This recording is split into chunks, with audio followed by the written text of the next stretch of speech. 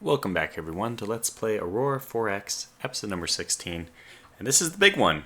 So right on schedule, as I was predicting 2 episodes ago, we last episode designed our Phoenix, and in this episode, she is now complete. Which means that this is going to be a very exciting episode where I assume we will even be able to map out, if not just one, maybe even 2 new systems. There's been a lot of discussion, my role-playing way of saying internal debate on my own part about which jump point we should go through first. And you can imagine the Federation Council sitting down with the scientists and saying, okay, what are the risks of us going through a jump gate? What does this mean? What does it mean that we go through it? Now, we kind of have to do a little bit of balancing between the metagaming and the role-playing, because we know as for people who play Aurora 4X in the metagame sense that jumping through a jump point, which is, well, just plain and simple, there's no NPRs right now. Jumping through a jump point makes it possible for us to activate an NPR or for us to encounter the precursors. So normally what I would do in just a pure gameplay sense is avoid opening up a jump point unless I had an adequate military. But we're not doing that. We're not trying to be, like, in the role-playing sense, I would think that Federation, I mean, if these were actual jump points, if these were, then probably the one the Federation would be most interested in, if this was like a real, actual living universe, there would be no such thing as NPRs being created upon jumping through a thing. They would already exist, in which case, going through the closest one and finding out what is your closest threat would be the most important. Now, because I don't have a military now, and I'm going to boldly go where no man has gone before, which is through a jump gate in this episode, I am going to err on the side of caution. Well, I don't want to ruin the series, basically, by just getting ourselves killed. So, the scientists have reported that it is possible that jumping through a system could allow their ship to be tracked, or I don't know the best way of role-playing it. It's fun to even think about. What is the compelling reason why the USS Phoenix? And by the way, I'm now changing all the ship names. If they're military, I am now putting USS in front of them. This will also be kind of a nice way for us to distinguish very quickly between military vessels and civilian ones. Or commercial ones. I don't know, because they're not civilian. They're still state-owned commercial ones. But anyway, that's the... And I did decide to make the USS Phoenix an explorer. The Phoenix class of ships is an explorer ship class of ships. I was going to save that. I think the most natural choice for ultimately the Enterprise is going to be an exploration ship. But I'm going to have the Phoenix be like her predecessor. So she'll be the first, probably the only exploration ship until in 30 or so years we begin working on the Enterprise. So that all said, I guess this episode we won't need to do as many cuts because a lot of it is going to be following around our Phoenix. A few housekeeping matters besides the role-playing. Okay, let's just start with the role-playing from the previous episode. Not a whole lot. I want to thank Lord Oblivion. This is one important thing I should show. Who reminded me that my ships that I've been, when you do the copy design, it doesn't update the armor automatically. So this is component summary. Ceramic composite armor was used on this one, which is better than duranium. But if you okay, so probably what we should do is this class design. Okay, put these two next to each other just so we can get an idea. So if I go down to defense systems and here we go. Open up all projects. Completed except for start. Actually, we'll just do all projects. So unfortunately, these are all going to be scattered about the armors, but it would be nice if they were able to be sorted somehow. But there's just the different armors here. So we had composite armor. We started out with the conventional armor. We went through a composite armor. We had duranium armor at some point, which is really cheap, obviously, the second one. So what's the one that this is using is ceramic composite. So there's ceramic composite up here. Ceramic composite was our 10,000. But I had to use Space Master to do this. Once the ship was finished being completed, I actually Space Master to unlock and then upgraded this. It actually decreased the build points, so I don't know if that... I don't know what effect that had on the whole... Like, what is the cause and effect of unlocking this and changing just the armor? So we didn't have... It looks like we're at biphase carbide armor. So this would be, 80,000 versus 10,000. And this was on duranium armor, so it was the absolute worst. What effect did that have? It just changed our tonnage from like 7,400 to 6,950. So that doesn't really do anything for us, but increase. The only thing it does for us is it increase our speed, because we already designed, and I'll consider this the, we could have made our jump engines for only a 7,000 ton ship. We made it for 7,500. That's just the penalty we pay for my negligence on not upgrading my armor. And normally this is a good way. I mean, that means, of course, like the Hera is probably on old components as well. She's on duranium, and I'm sure we could have made the Hera with newer armor. But I'm going to leave her where she is because it doesn't matter to me as much. But for the new class of ship, we did change it for the Phoenix because I hadn't built her yet. And if we had done it the game's way, what we would have had to have done is design a new class of Phoenix, the Phoenix Mark II, and then again refit our shipyard, and that would have been a huge delay. So I chose not to do that. I just Space Mastered this the correct armor onto here, and we're still, like I said, paying a small penalty that we could have done much more efficient. If we had taken this down to 7,000, the size decrease would have allowed this ship to be even faster because the military jump drive would have been smaller. But that's fine. We'll leave that all behind us. I'm really happy with the Phoenix. And then, the only other role-playing thing, I guess, is just my own change to add the USS. But let me also see the other comments. We do have a request for if the Phoenix has a sister ship, and I believe she will. I'm not sure we'll build her right away because I actually don't know what I would do with 2 Phoenix ships right now.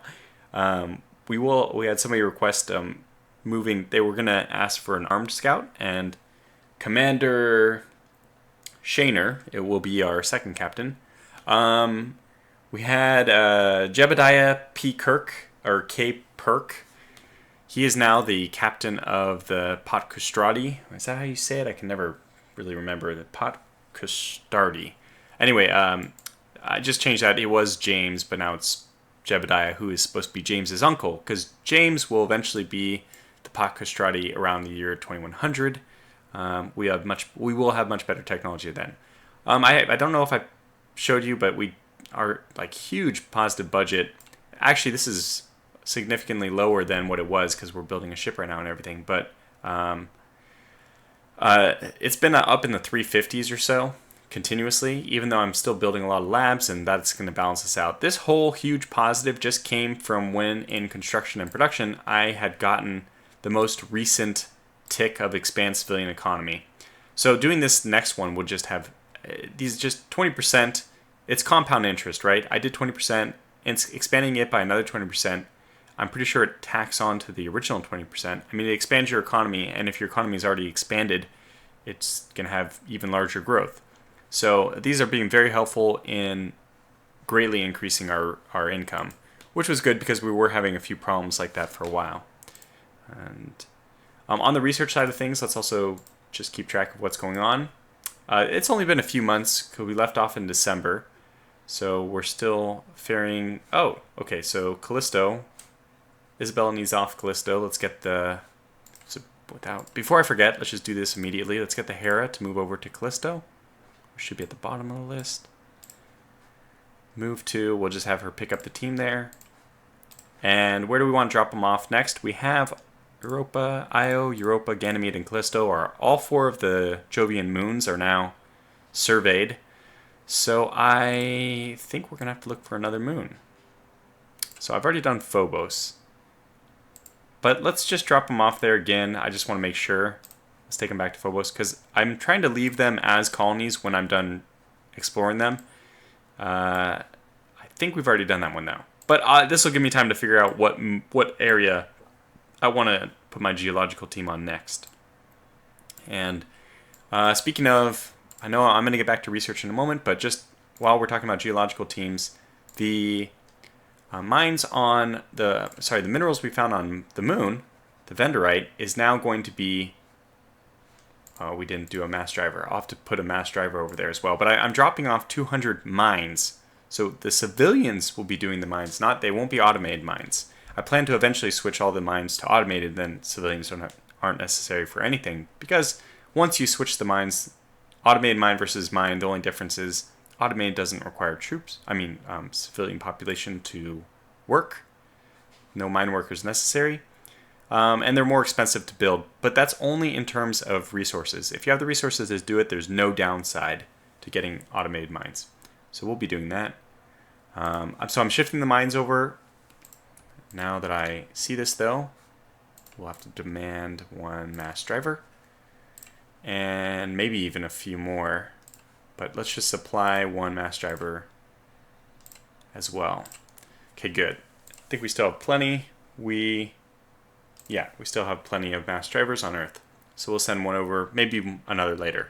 But I'm just going to start picking up the mining on the moon, and eventually when Earth mines out her very, very few remaining resources, which will happen probably in like 3 years now that we're decreasing the number of mines that she has.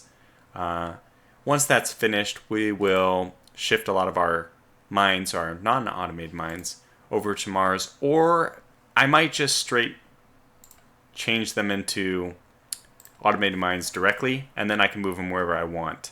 And I know it's slightly less expensive in terms of resources to build the mines, and Mars technically has the population to support the regular mines, but I'd rather her be focused purely on the financial centers, and there's actually plenty of financial centers on Earth that we never moved over. Now this is all going to change when the moon actually has her terraforming complete, which is really coming up soon. We're at 36%. All we need is 30%, which I've calculated to be this, but I might even be off. I haven't redone the math lately. But if this is truly the number we need, we're at 1778, and we only need 2300. So we're about at 1800. We only need 2300. We're getting very close. And then after that, the population on the moon is just going to just burst, just completely. The whole moon will be flooded with new colonists. Well, I guess new settlers. They're not even really, I don't know what you'd call them. They're new people. They're new Moonians. They're new Lunans. Anyway, that talk all aside, we'll just look briefly at the research which has been done. We have now finished, this is important, Gauss Cannon rate of fire 5, and I'm just doing the not the rate of fire, what's the next one? The velocity of 5. And then I'm going to build our next set of our first destroyers. And these will be, I think they will be missile destroyers, because the Star Trek side of things is going to influence most of the exploration. It's going to have a solid impact on our military research and stuff. But I still think we're early enough on that missiles are probably... We made these laser frigates, but I would imagine that the humans are still most comfortable with using projectile weapons, such as missiles in particular, to lock on and this is what we're used to. This is what warfare has been to us since the late 20th century. That's what we've been used to doing. So for over 100 years, or let's just say about 100 years, that's the warfare we're used to. So we're going to still plan to use this. We're not, these laser test frigates, which I'm now going to combine into a single task force. We don't need them, task group, we don't need them in separate. That's like a nice experiment, and it's really good if we don't want our ships to have logistical constraints. So those frigates, the only thing we really need to worry about is repairing parts that fail. But in the future, right now we're not far enough advanced in energy weapons, let's say, that we feel comfortable massing an army of laser frigates. So kind of just to prepare us, just in case we do have a hostile situation, the Federation feels like especially now that we can roleplay it like, especially now that we have two systems we have to defend. We're looking at something which has a little more staying power than these laser frigates, which are good for plying the lanes and, you know, helping with trade, escorting ships, especially like exploration ships. But I don't think they have the same. They don't have the same range, so we want new ships with much larger active sensors, and then to match that, the large distance that these destroyers are going to have to cover, and by that I just am referring to the distance between the jump gates and the different colonies. So with a much larger field to cover, it'd be nice to have a weapon which can cover that range better as well. So we're going to build missile destroyers for our first class of destroyer, and I'll look up all the names we have. We'll see what kind of class names I come up with, but in particular, this will be our first batch of actual ship captains arriving and piloting some custom named destroyers. Okay, but that's not what I want to do. This main first segment is going to be about getting the USS Phoenix. Why did I close that? We're going to get her to move through the jump gate. Standard transition. She doesn't need to use the jump gate, but she will. And then what we're going to do from there, I guess I'll wait for her. We might as well just do it now. Which jump point we want to explore first? Well, I guess what we'll do is explore jump point 1. For two reasons. One, it's the furthest away from jump point 3, Sol. So 4,200 versus, over 5. So over about 4 billion kilometers versus 5 billion. And on top of that, it is closer. It is closer to Terra Nova. I don't know why. If this ends up being something we can continue to explore further, Terra Nova will become a natural resupply point. And I haven't moved any resources over to her yet, but I've been considering actually getting her to build some. I'm already scrolling maintenance facilities. Yeah, I'm scrolling past it, but so we just need uranium and neutronium for that. Unfortunately, not things that we can get from the planet itself, but that's okay. We can just use the Hera. The Hera really needs a sister ship. We'll probably just build a new Hera class eventually, or maybe a new class of ship altogether. But okay, anyways, let's just go ahead and proceed forward with jump point 1, just to confirm. Yes, jump point 1. And then we'll just follow the Phoenix and her leaving. This is a really big moment, right? So jump point 1, standard transit. This is it. Big day for the Federation. Okay, now we'll just go through at 1 day ticks. It'll take a little bit of time for the Phoenix to move out. Okay, the Parker strategies. It's been like 30 minutes probably since that finished. We'll now rename this task group to be our laser frigates. That's not a very elegant name, but for now it'll work. And normally what I'll do is just add I will add a space to the ones that are military, or a period. That's probably what I'll do, as a period. But I think, okay, we'll do it. We'll just start the tradition now. Normally I only do this when I actually give them correct. This is not an appropriate task group name in my opinion, but that's fine. So now this will be right below. Oh, it's actually above shipyard. That's fine. Do I usually do it the other way around? Do I do underscores? I thought my military ships. Doesn't matter. I'll figure it out what our system will be later. For now, let's just move forward. There she goes. She's moving at 4,000 kilometers per second. She does have, by the way, thermal sensors, which we will not be able to see. No, wait. Does passive sensors? I can't remember if this is. Yeah, this is actually her passive sensors. So the thermal range on this is not bad. Our thermal range, what is this?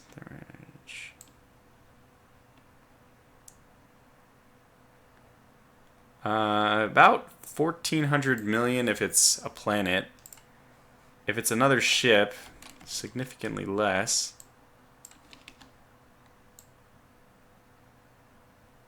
So 150 million for...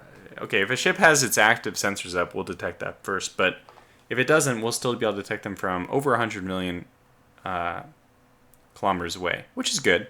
This should be sufficient. Okay. Carry on. Supply of sodium on Earth has been exhausted. Nothing else interesting. Keep going.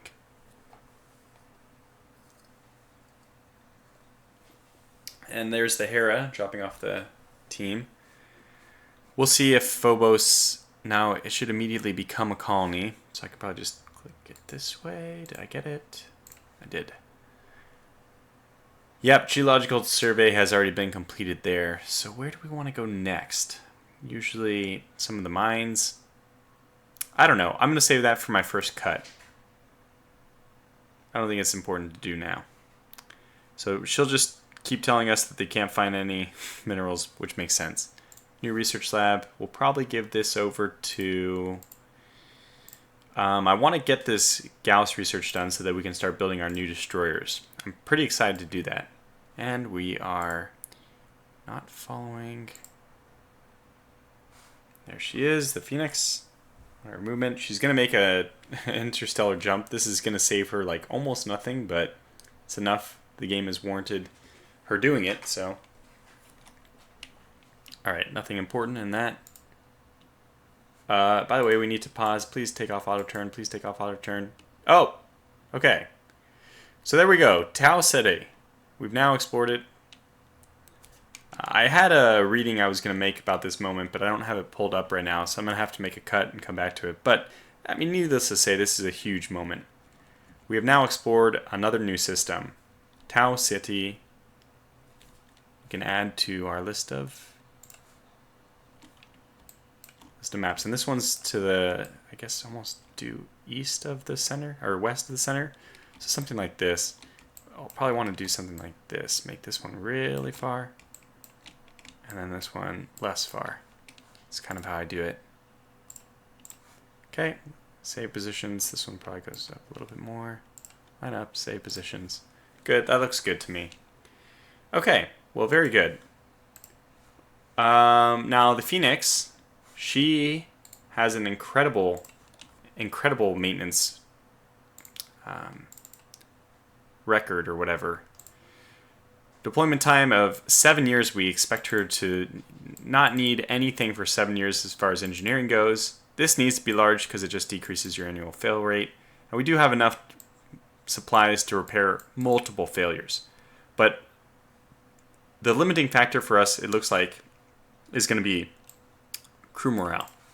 And crew morale will affect our ability to survey the survey locations, which we probably need to show as well. So let me go back.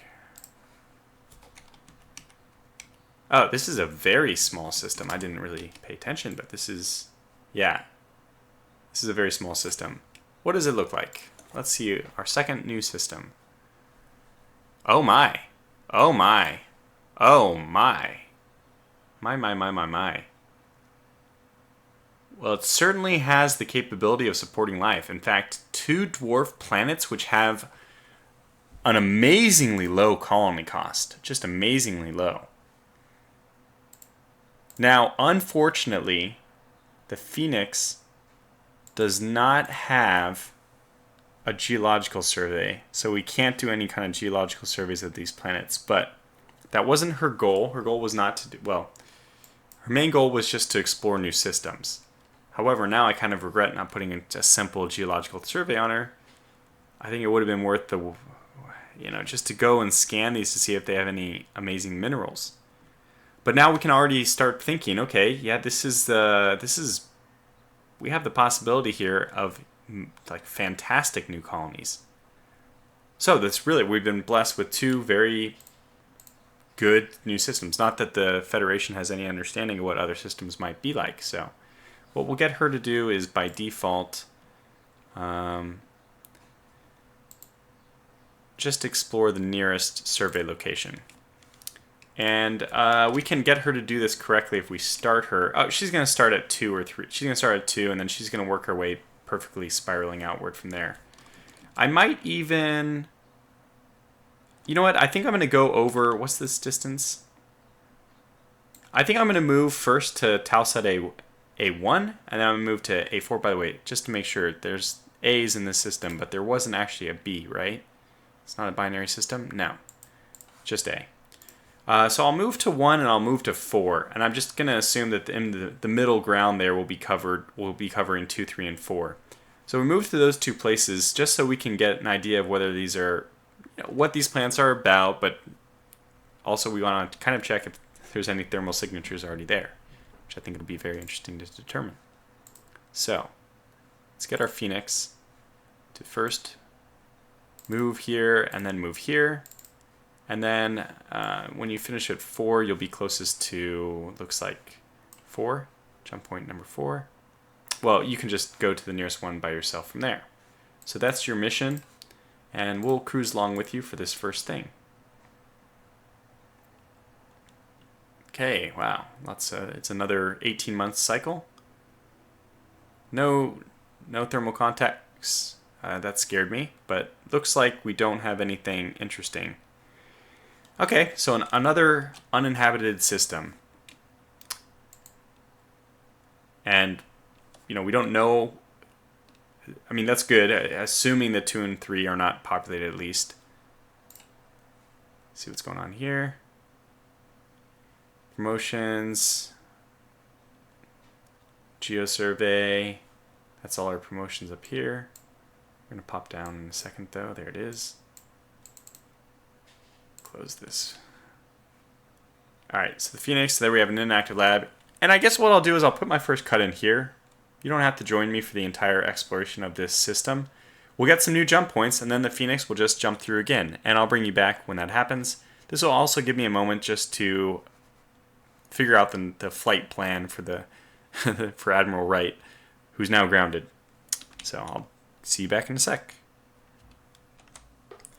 Alright, so we have finished our gravitational exploration, survey, whatever, in the Tau Ceti system. And, surprisingly, there's only just the one jump point we used to jump in, so this is a dead end. Now that's kind of a nice thing from a defensive standpoint. It means that Tau Ceti, with its really colonizable planets, is going to be a dead end for a little while at least. It's possible later on in the game that we'll end up opening up, excuse me, some other kind of link to it, but that probably won't be until very late in the game if it happens, and it may never happen. And like I said, it does have at least 2 really good colonizable planets, so that'll be a nice, I don't know, geological survey-wise, we're not sure what to do with it yet, but it'll be a nice population center that we can use, without any risk of it being attacked. It doesn't need any defenses. All the defenses we could use that we would need to defend it, we might as well just put right on Terra Nova, because it can double up its defense capacity to defend itself, but then also to defend this jump point. Especially because it is on the inside. It doesn't move very much in its orbit, west and east in the system viewpoint. So it stays relatively the same distance away from this jump point. And what is that distance anyway?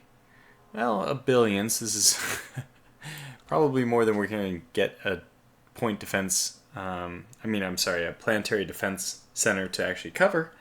But, and there's not really any asteroids in here either. Well, anyways, it's something. So let's now get our USS Phoenix to go back through the jump point and just go to the next. I'm just going to have him move there first. Actually, if we do standard transit, it will immediately stop when that movement order is complete. But I also have a little bit of a role-playing update. Again, going back, there's actually 2 things. So let's see if I can get the first one up. This is it, yes. I didn't mention this, but I mentioned a long time ago in the 2nd or 3rd, 4th episode or so that I'd be every now and then picking out a role-playing thing, which I think is really well done. and reading it. This is coming from James McClellan. This is the Senator Willard, I think. Anyway, he's actually has a really interesting excerpt from, quote, the book, or the history book or something, One Giant Leap, The Early Years of Federation History, and by Simon and Schuster, 2167. So about 100 years in the future, this book will be written, published. The announcement of Nova Terra's availability for colonization led to what could only be termed a feeding frenzy by the unscrupulous recruitment agencies who massively oversubscribed the available places. As a result, the first month saw a stream of colony ships unloading their cargoes tier cargoes of totally unprepared colonists onto an almost barren planet. Thousands died within days, and the remainder suffered untold hardships as they struggled to live in the total inadequate structures provided for them. At this point, a faction within the Senate called for the impeachment of Sector Governor Watkins for gross dereliction of duty and the manslaughter of those who perished. Many of those who died had been the most fervent of the precursor worshippers, and their sad demise caused the cults to fall back from their more strident demands on the government. So really interesting role-playing that I would consider canon. And that kind of inspired me. I wanted to make some kind of role-playing post myself about the first actual jump engine jump, which is the first time that man actually was able to construct the faster-than-light travel by himself, not relying on some kind of anomaly or alien entity or whatever this jump gate is. So we go back to my historical timeline, which is kind of like the One Giant Leap, the early years of the Federation. Great title for the book, by the way. So last time we had the colonization, and here, so in March 12th, 2063, the USS Phoenix was launched. It's the first jump-capable vessel. I guess I didn't put that. I might as well put first jump-capable vessel. And then in April 6, 2063, notice how, kind of without even trying, this is within 2 days of the lore of Star Trek's launch of the Star Trek's Phoenix. So we're within 2 days, and this was actually by chance. Theirs launched in actual April 4, I think, so we were ahead on that sense. But they also did the first warp drive jump immediately as soon as they left Earth, and we weren't able to do that. We had to go over to a different system and then jump from there. So our actual faster-than-light travel occurred only 2 days after the Phoenix in the Star Trek series. So this is amazing. I think this is really cool, a really cool coincidence. Anyway, so Admiral Tortuga had this much to say. Plutarch is attributed to have said, "The mind is not a vessel to be filled, but a fire to be kindled." Today, mankind's curiosity has led us to perhaps the single most defining breakthrough in transportation besides the transnewtonian technology. No longer do we rely on strange anomalies to conduct intersystem jumps, for we have now developed the capabilities of faster-than-light travel. And with this new technology, product of the hard work of the dedicated Federation scientists, we can continue to kindle the fire of our mind's curiosity as we explore new systems and new worlds. We can appreciate the extremity of this transition by imagining how our children may one day ask us, tell us, Papa, what was it like to live in a universe with only one system?" We will long remember this transitional moment for the human race in history books for centuries to come. But let them also write alongside that this technology was accompanied by the daring and boldness of our people to chart the galaxy, to colonize new lands, and to answer the ever-present question in our minds, are we alone in the galaxy? People of the Federation, with this technology, we will soon discover the answer. So that's my little role-playing speech from Admiral Tortuga. I'm trying to do this for all the big moments. Certainly we can imagine, I don't need to close this, just pull it off the screen. Certainly we can imagine that one of the big moments will be when we actually do encounter alien life, which you and I know that we very likely will. There's, I guess, a percentage chance that it just doesn't happen at all, because it is a percentage, a die that is rolled every time we enter a system. And maybe we just end up never getting lucky. I mean, the chances of that are very small, but it's possible. Okay, so the Phoenix is going to move over to a new system. What else do I have to keep you appraised of? Not much. Research is heading forward as usual. Very, very minor breakthroughs. The only thing that I think is significant is that Dr. Mahmood has finally got his science raised a bit to 45% from 35%, which is nice because I really, really want sensors and fire control.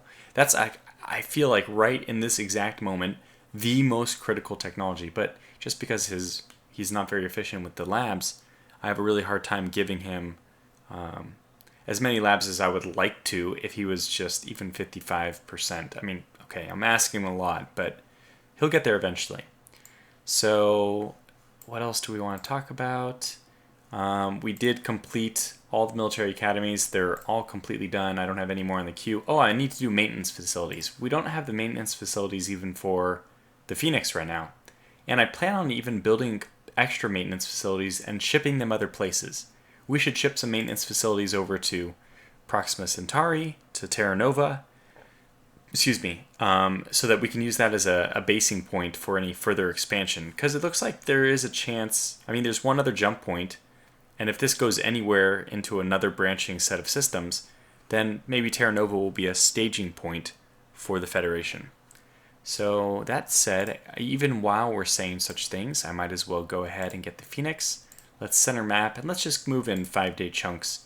Let's first go a couple 1-day chunks until she's at the nearest tick, full tick. Looks like that's the one. Okay, now let's go auto turn by 5-day chunks, and we will see very soon when she arrives at the next jump point.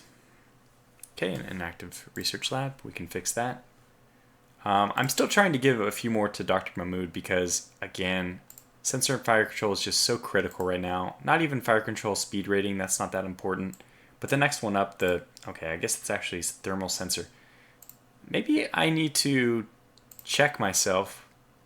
Is there something really important that we need? Because I know that the other one I really, really want is missiles and kinetic weapons, because that's going to be for our missile destroyers, the first destroyers we're going to have. That's going to be key. So right now I have queued up for Dr. Collins the Gauss cannon launch velocity, which is going to be the final technology we need for our good point defense weapons. And on top of that, so we might actually do 2 destroyers, one as a point defense destroyer. Also could be, I like to do this. I like to have my point defense destroyers, and then also they have the capability of closing in and using some kind of weapons, some energy weapons, even if it's just the point defense weapons, the Gauss cannons themselves. I feel like that's still a good idea, because it's usually not that difficult to make these very light destroyers very quick. And although it is as they say, you're sanding off one layer of the hull at a time, because they have no penetration profile, just wherever they hit, they just take off one single layer of armor. So you're really blasting sand at a surface and waiting for it to finally penetrate. But nonetheless, if you're doing that and they're out of missiles, you still win, right? So it's not terrible. It's still something. You can track down ships that are fleeing this way too. If you're missile destroyers, they usually aren't quite as fast. So I'm going to consider doing that, but maybe I might actually put some lasers. I might put a single spinal laser on these destroyers I think that'll be more in the spirit of Star Trek, so I'll probably do that. Okay, anyway, so missiles, kinetic weapons is still really important because we have a lot to do as far as missile technology. I think that the next one up is, what is it? Missile launcher reload rate, because you need to get the reload rate. The actual launchers are built first. The missiles, you can actually have them built even after the ship is being built. So, let's just keep going with our Phoenix then. And she's very quickly going to arrive at John. Let's do one auto turn. Okay. We can probably just go 8 hours. Another 3 hours. and 3 more minutes. We'll go 5 minutes and we'll see ourselves in another system. And there we are. Sigma Draconis. Very interesting. This one is a double system. I mean, it has 2 points of it. It has A in the middle and B on the outside. It has comets.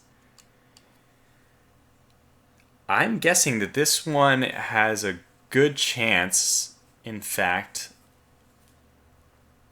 of alien life.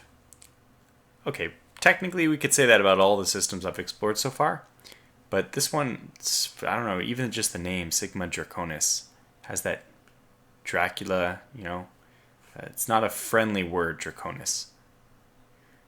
Draconian measures, things like this. So let's get the Phoenix. Oh, first I want to explore the system. And there are, yet again, habitable planets here. Only one that's extremely good. There are some super Jovians, which is fantastic if we need. Usually those are good sources of Saurium, so we'll watch out for that. Lots of gas giants in here, actually. Okay, so let's get the Phoenix before you do your jump point surveys and all that. Let's see. Okay, so this is actually a pretty small system then, because the jump points are usually pretty standard size away. Yeah, from the sun to Draconis 5 is only 200 meters. I mean 200 million kilometers.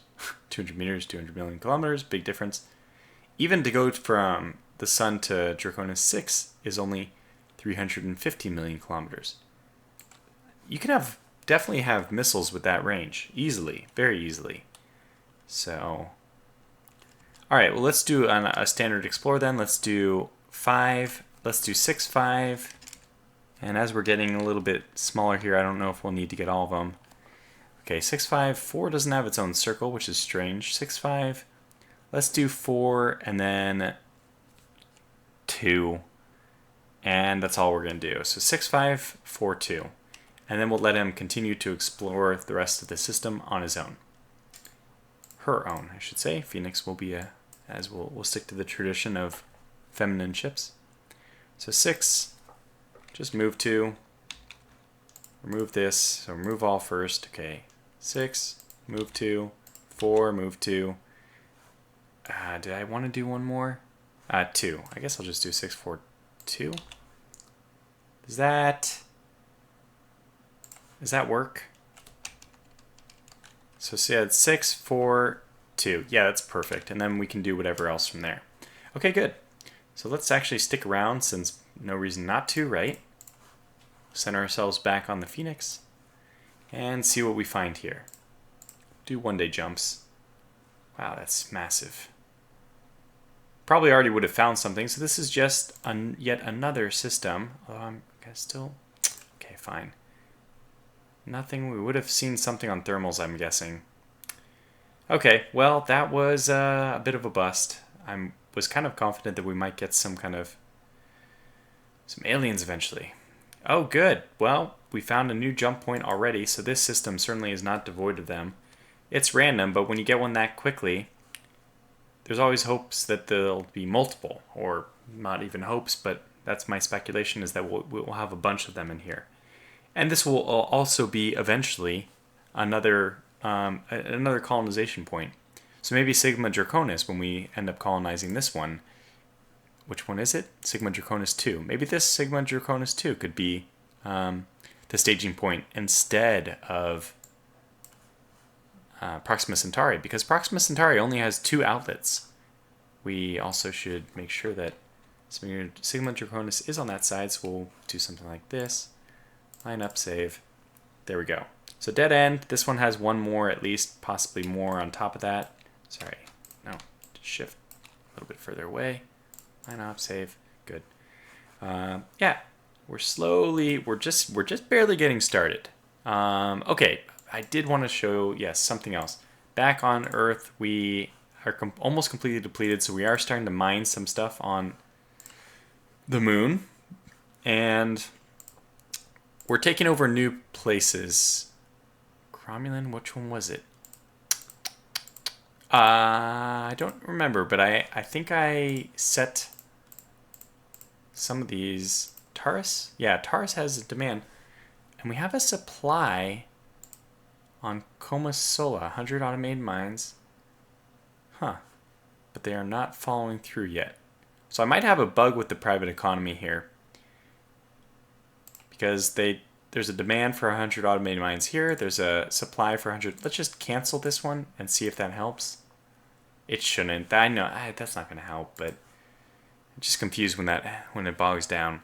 Anyway, so we've almost blown through our entire episode just watching the Phoenix explore. What I'll do is do one more cut, finish exploring all this, and then we'll probably jump through one more system, which surely will be one of the systems in Sigma Draconis. So I will see you back shortly. Well, interestingly enough, Sigma Draconis ended up being much different than I expected. No alien life forms, and only one additional jump point. So this is, again, I'm still really happy from like a defensive standpoint, viewing in the future.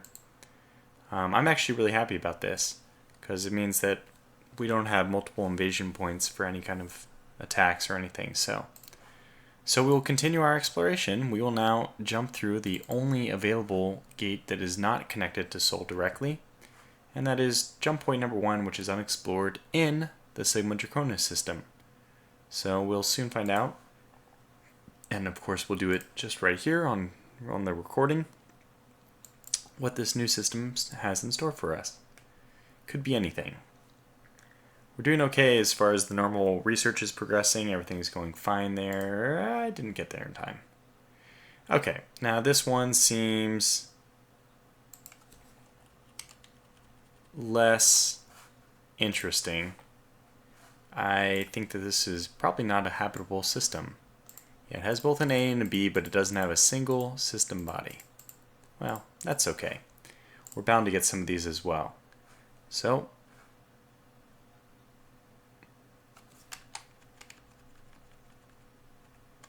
huge system. My goodness, what is this range? Let's see if I'm doing the math quite right. Looks like a trillion. It is 1 trillion kilometers. 1 trillion kilometers between the Centaurus A and Centaurus B, which means that there's just basically no reason why we'll ever want to or have any reason to visit Centaurus B.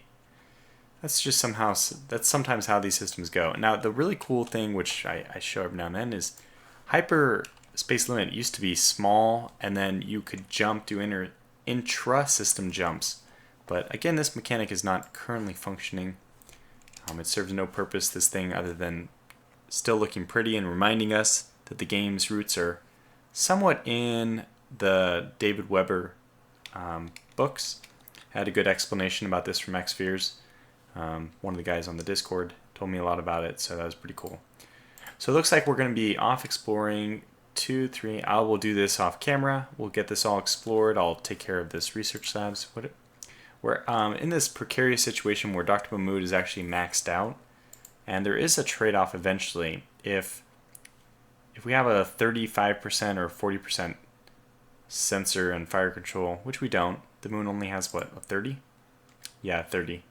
But if this Dr. Gao gets, or if he increases his research skill a few more times, oh, he only has 10 labs. My goodness, our sensor and fire control people do not have very good administrative capabilities. Do we have anybody with that kind of stuff?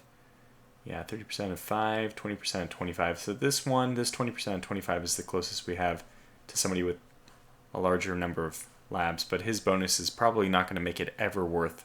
I mean, we'd have to give him over double the amount of labs, and which is not even possible, that we're giving Dr. Mahmood, since his bonus is double. So, okay, well, a moot point there, but we're just going to keep pushing. What do we want to keep pushing right now? I don't like to bring a 55 above a 60, but honestly, defense systems is just much more important. Eventually, we're going to want shields, so I'm going to do that. Could take care of the people at the bottom. Poor Dr. Connor. Very good researcher still. 50%. It's not amazing, but it's decent. But he's being passed up by Dr. Mahmood just because it's a specialty, an area that the Federation deems more important right now. So, okay, well, I'll put another cut in. We'll come back when this system is explored. And we'll probably knock out one more system then by the end of this video. And then we'll call this video to a close. So this is good, though. The Phoenix is out exploring new places. You could just imagine the headlines going home every month or so with what is the Phoenix up to lately. And she's definitely the furthest any man-made object, much less man itself, but the men itself are also the furthest away they've ever been, that any man or any man-made object has ever been away from Sol. So this is it's really cool. Constantly breaking records. Yeah, anyways, I'll see you back in a sec. Okay, so we're done with the Centaurus now, and it's time to move on to another unexplored jump point. I've chosen jump point 4. The mentality behind this is if we are, for some reason, actually attacked, I always like to move back into a different jump point because, and this mechanic I've never understood, but somehow it's possible for the NPRs to actually follow your ship back, and that kind of gives away where your homeworld is. I don't know, like the programming behind that seems suspicious. I just have always, that's what other people talk about, how your ship will be followed back. And if you don't do that, your NPR might, the NPR might not know where you are. So anyways, it's metagaming again, but we're going to go for jump point 4. It's the furthest away. And we're kind of filling out our, we're beginning to fill out our system trees, which is fantastic. And again, if we just go another like 10 or 20 systems without finding anything, we'll probably start, I think at that point we'll probably start to increase our NPR spawn rate, which is very easy to do in the normal settings when you load into the game. But for now, let's just turn off auto turns. Actually, let's just go one day at a time. Well, I know that, okay, it's going to be 6 days, so we'll go 5 days. 18 hours left. So, whoops. I missed that we probably already had an inactive research lab on Earth. Just want to check and see, was that the case? Yeah, we had an inactive one. Whoops. That's okay. We lost a little bit of research, but proportionately, it's only 1/155th or of our capability. So, I have been... Oh my gosh, oh, never mind. I thought for a second that my Brandon Allen, he's always on top, and he wasn't, so I thought he retired or something. Yeah, that scared me so much, we'll just give him the extra lab. There's a few more things I want him to do. If he can get the next research thing, which is going to take ages and ages, I know. But if he can get the next research research rate bonus technology, that would be spectacular. That's really, he can retire. Already he's been one of the best scientists of the Federation, but that would really cement his place, his like God among men type status. Okay, so now we only have 18 hours left. Let's just go 8, 8, 1, 1. Okay, 20, 20, and 5, 5, and 5. And here we are. We are now in the system of Shaka. Shaka does not appear to be a very well inhabited place or something that is even really worth our exploration. It looks like it's... Oh, well, there are technically 2 planets, so I don't want to misspeak. But one of them has a colony cost of 14. Very unlikely to have any kind of habitable life there. Really impossible, I think. And the other one's super Jovian, so possibly a refueling station later in life if she has some sorium on her. But that's going to be another cut, and I'll take a look at the time right now, and I'll either come back and conclude. Okay, we'll do one more cut, so I think we might have another couple minutes, so I'll be right back. Well, I just checked and we're absolutely out of time, so thanks for watching this episode. And we'll continue our exploration in the next video. Until then, thanks for watching and take care.